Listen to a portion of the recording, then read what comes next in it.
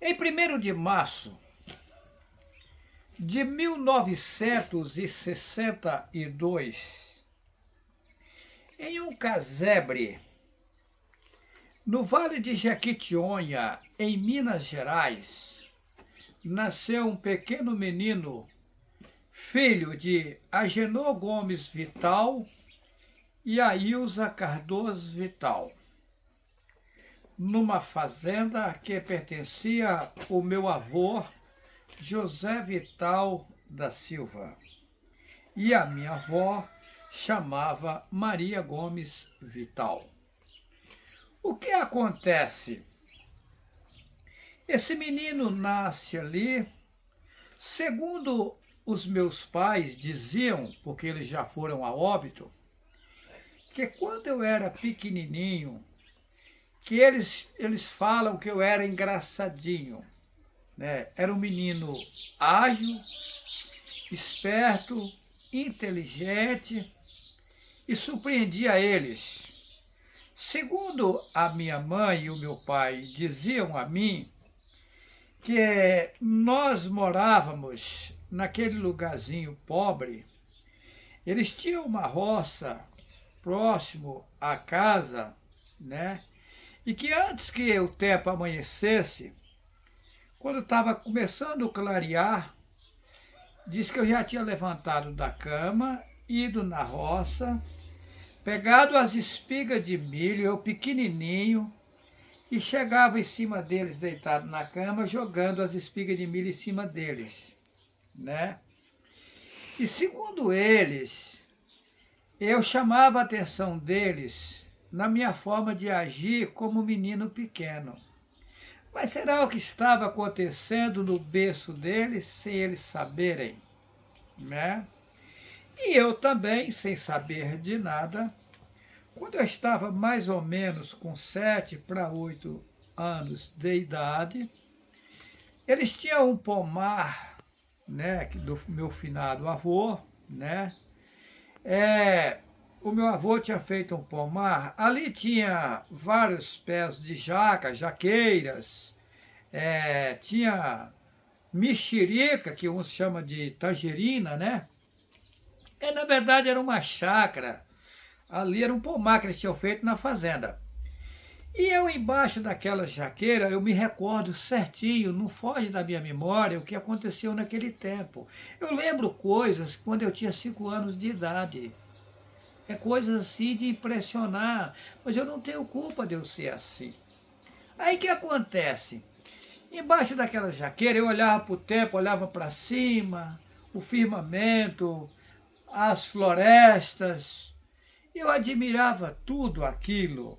E eu sentia dentro de mim um profundo desejo que vinha de dentro, de abraçar, de beijar, de carinhar quem criou tudo isso. Eu tinha um desejo profundo, Sara. Eu ficava assim, um menino de 6 para 7, 8 anos, não lembro direito a data. Eu sei que era essa fase aí, de menino mesmo. E aí, mas os demais meninos, será que são assim? Fica a pergunta no ar. Será que tinha algo de impressionar o mundo, de revolucionar o mundo inteiro comigo e nem eu mesmo sabia? De 15 para 16 anos, o meu pai veio a óbito. Eu fui para a Igreja Evangélica Assembleia de Deus, né? Primeiro eu nasci no berço católico, meus pais eram católicos, né? Minha mãe, meu pai. Eu cheguei a rezar terço de joelho no presépio em 25 de dezembro, né? Eu era católico, ia para a igreja católica e tal. Eu já fiz profissão, que é o cúmulo dos cúmulos, né? Carregar pedra na cabeça, subir morro, tal. Aí o que acontece? Com 15 para 16 anos, meu pai veio a óbito, eu fui para a Igreja Evangélica Assembleia de Deus, Ministério do Belém. Porque para você que não tem um certo conhecimento, há uma malandragem, uma pilantragem, uma roubalheira, uma montagem satânica para roubar o povo, Primeiro, Igreja Evangélica Assembleia de Deus de Belém. Qual é a origem da Igreja Evangélica Assembleia de Deus de Belém e qual é a origem da Igreja Cristã no Brasil? Vamos lá. Vieram dois homens da Pensilvânia, nos Estados Unidos, Daniel Berg e Guinaving. Eles chegaram no Belém do Pará, dois homens, e ali eles começaram essa evangelização deles. Tá. Isso foi em 1910. Quando foi em 1911, eles inauguraram a primeira igreja deles ali, aquela igrejinha entre quatro paredes ali, pouquinhas pessoas. Só que aí, logo em seguida, eles divergiram, se desentenderam. E aí abriram um do outro. Um virou cristão no Brasil e o outro Assembleia de Deus.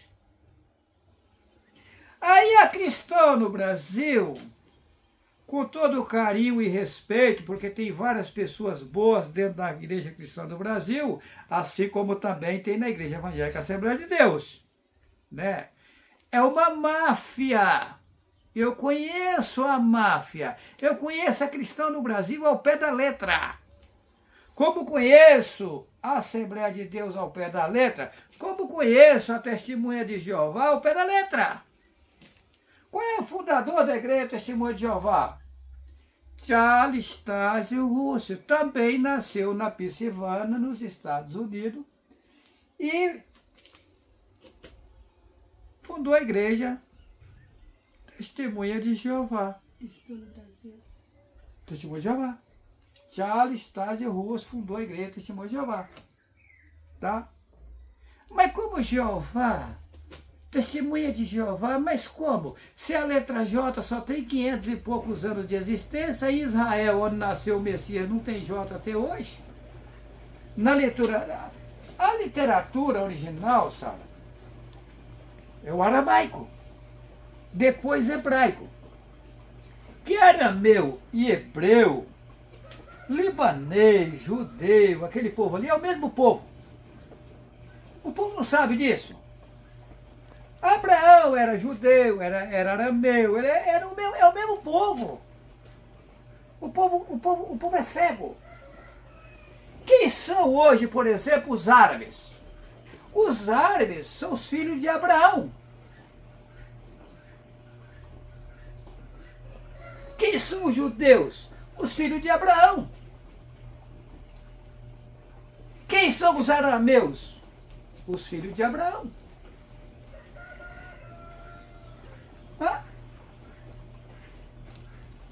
O povo hebreu, que eles falam judeu, é os filhos de Abraão com Sara.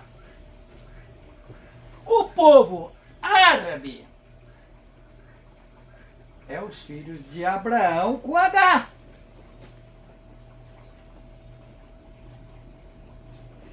Todo esse povo é o mesmo povo. Porém, Yahweh tem um projeto de salvar todas as nações, independente de clero. Yahweh criou imensidões de pessoas. Só que Satanás tem algo profundo aí que eu nunca quis soltar concernente a Satanás. O povo não sabe quem é Satanás. Sabe nada? Eu sei. Satanás não é do jeito que o povo está dizendo aí. Não, eu conheço Satanás. Ele é além da sua imaginação. Satanás não é umzinho, não. É tanto que ele conseguiu dominar esse mundo todo aqui e está governando. Como é que ele é umzinho qualquer? Quem está no poder hoje, governando? Poder legislativo, executivo de todos os países? Satanás. E todas as pessoas que estão no poder pertencem a mim. E querendo ou não, acreditando ou não, vocês vão depender da minha pessoa. Não estou inventando. Vocês acham que essa mulher aqui casou comigo porque ela é bonita, porque eu interessei nela? Não. Não.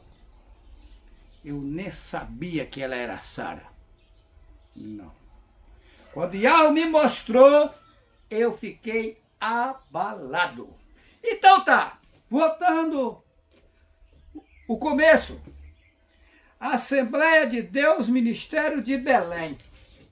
Porque começou em Belém do Pará em 2010. Em 2011, ou em 1910. Em 1911 inauguraram a primeira igreja.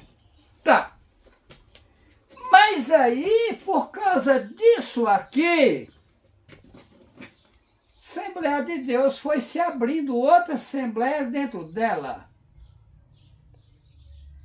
Aí vem Assembleia de Deus, Ministério de Madureira.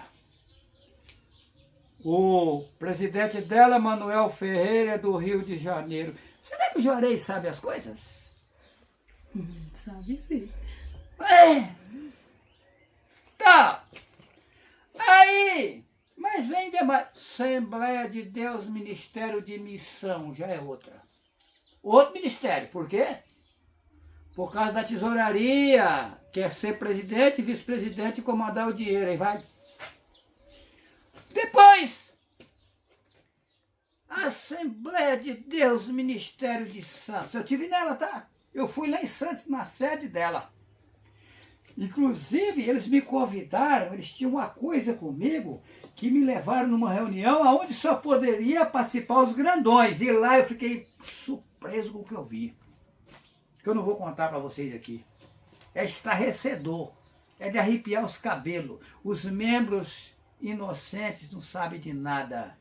São pessoas simples, bem intencionadas, que estão lá dentro, sem saber o que está acontecendo. O emblema da Assembleia de Deus é satânico. O povo não sabe. Como das demais entidades religiosas.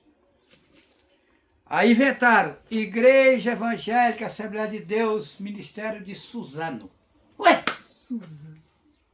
Não, e tem mais, e foi inventando mais. Eu não vou citar todos aqui não, é uma imensidão. Tem Batista, né? Malandragem, pilantragem, roubalheira, enganação, bandidagem. E aí, dessa Assembleia de Deus foi saindo outras igrejas. A Deus e Amor, por exemplo. O missionário Davi Miranda, eu vi ele pregar ao vivo lá na rodoviária do Mistério, do Glicério em São Paulo. Eu estive lá. Ué, mas esse homem tão simples assim rodou tudo. Era obreiro da Assembleia de Deus. Saiu para poder montar dele, para ganhar o dia dele. Que daí os outros pastores estavam pegando. Eu tenho que pegar também, mas para pegar eu tenho que abrir o ministério. Manuel de Melo, Igreja o Brasil para Cristo. Quem era o Manuel de Melo? Já foi para as Quicuia, tanto Manuel de Melo como Davi Miranda. Tá. Mas quem era Manuel de Melo? O famoso Manuel de Melo. Eu tive na igreja sede de Manuel de Melo, lá na Pompeia, no Matarazzo, em São Paulo. Será que eu conheço? Ou eu estou inventando? A capital maior do Brasil é São Paulo. Eu já andei em São Paulo de trem, de metrô, a pé De carro. e de carro próprio. Eu comprei no centro de São Paulo, no Brás, 11 anos. Eu tinha loja, primeiro eu comecei como camelô, lá em São Sebastião, litoral norte de São Paulo. Primeiro eu fui solteiro para São Paulo. Trabalhei no centro de São Paulo. Eu conheço o centro de São Paulo. Eu saía de São Miguel Paulista. Tá? Eu morei no Jardim Maia. Conheço o Jardim Helena. Eu conheço São Paulo. é lógico, conhecer São Paulo ao pé da letra ninguém conhece. Mas eu tenho um amplo conhecimento da cidade de São Paulo. Então, eu saía, levantava de madrugada, tá? Para pegar um ônibus até Jardim, até São Miguel Paulista, depois pegava um trem que era igual sardinha na lata para ir para o Brás, ou para ir para o Parque Dom Pedro. Tá? E às vezes eu ia de ônibus, pegava um ônibus e ia direto ao Parque Dom Pedro. Descia no Parque Dom Pedro, subia ali, chegava na Praça da Sé, passava a Praça João Mendes, trabalhei primeiro na Rua Conselheiro Furtado. Depois passei a trabalhar na Rua da Glória, primeiro na Rua da Glória, depois Rua Conselheiro Furtado. Depois eu saí dali, fui para Guarulhos.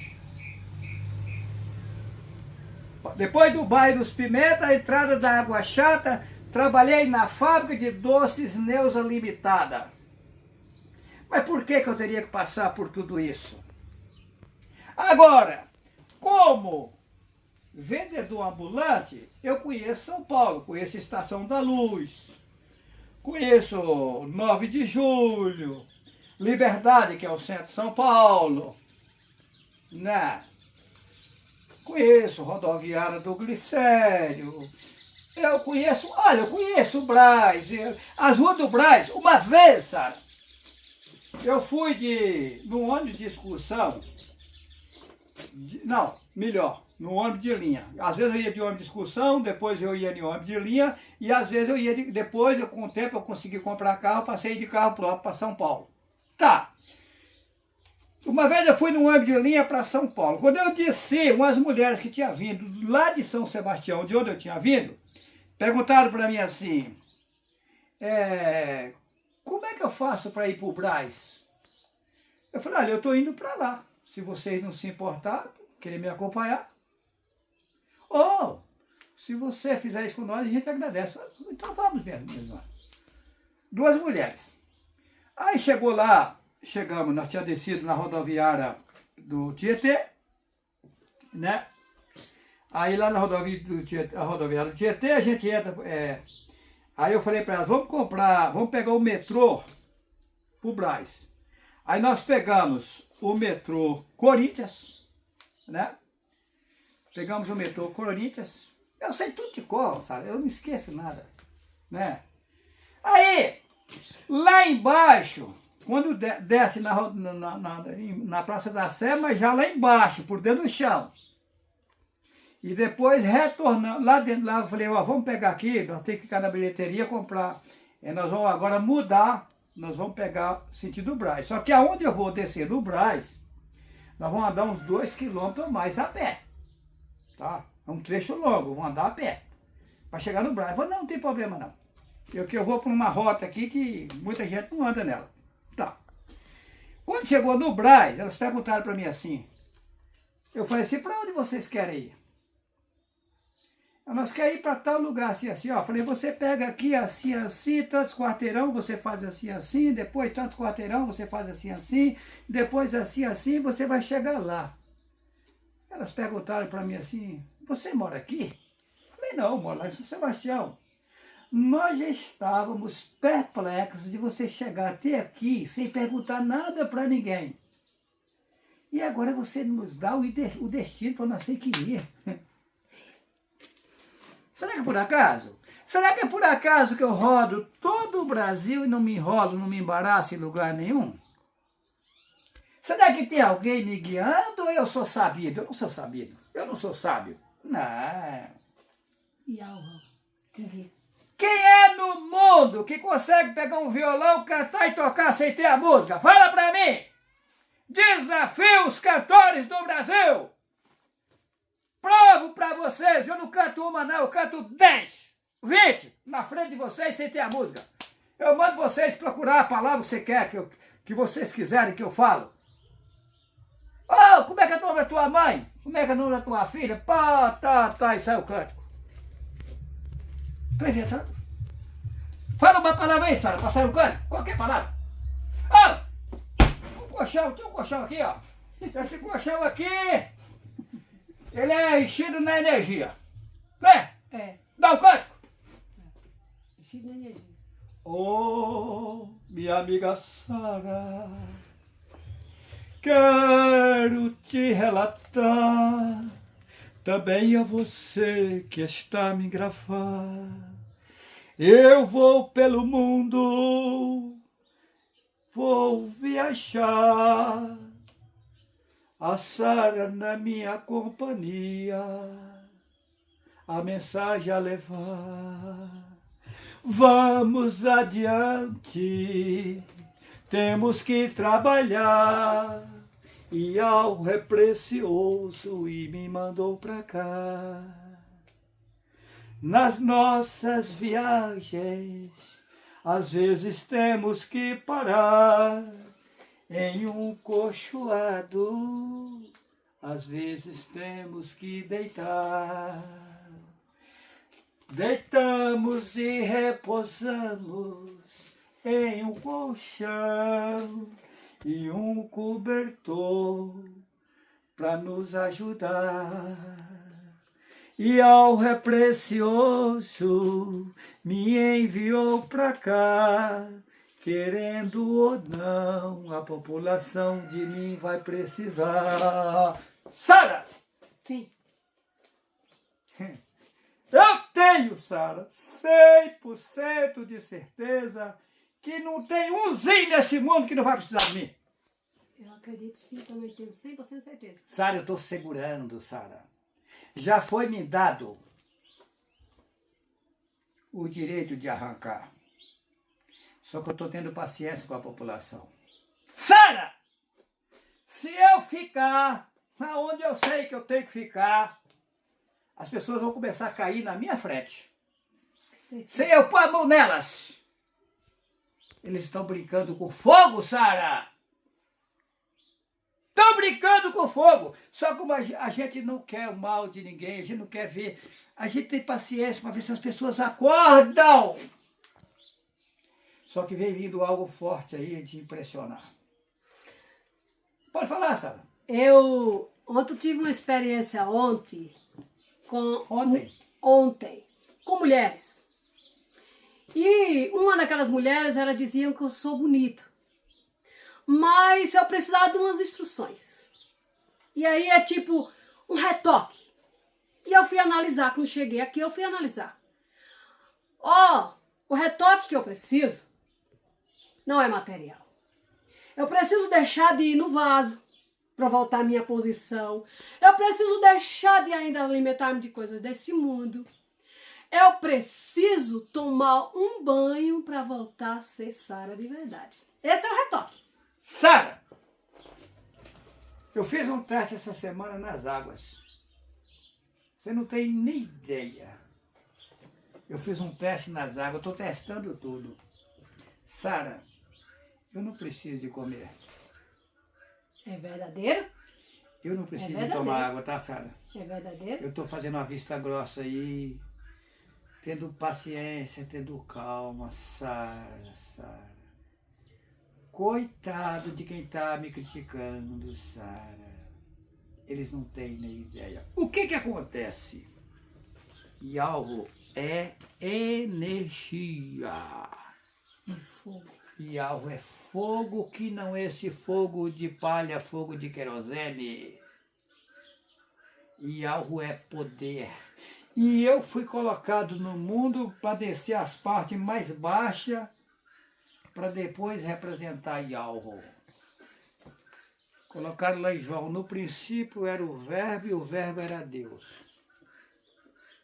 E o Verbo estava com Deus. E o Verbo se fez carne e habitou entre os homens.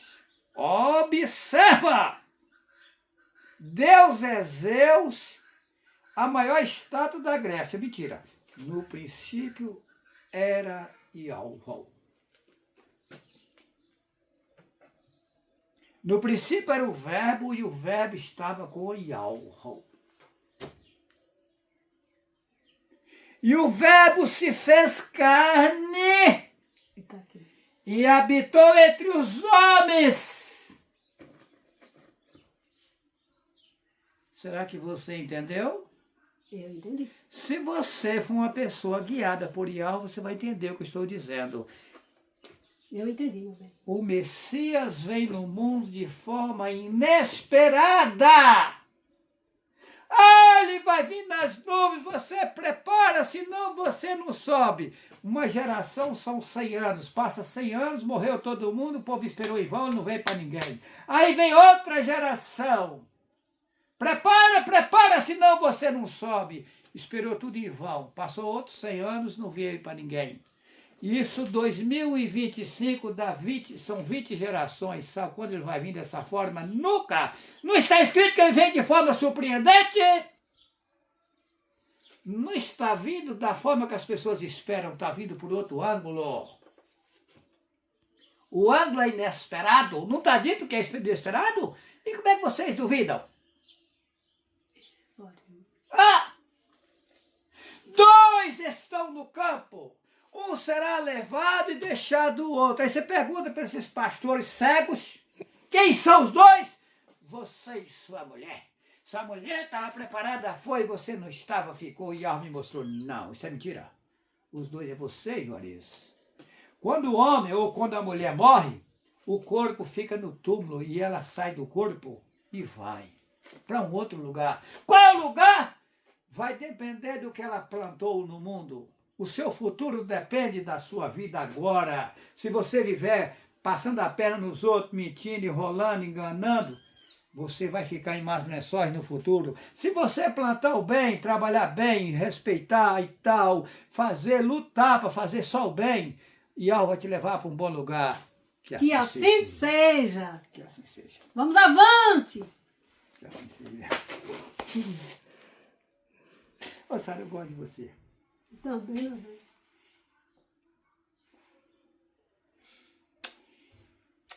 bem.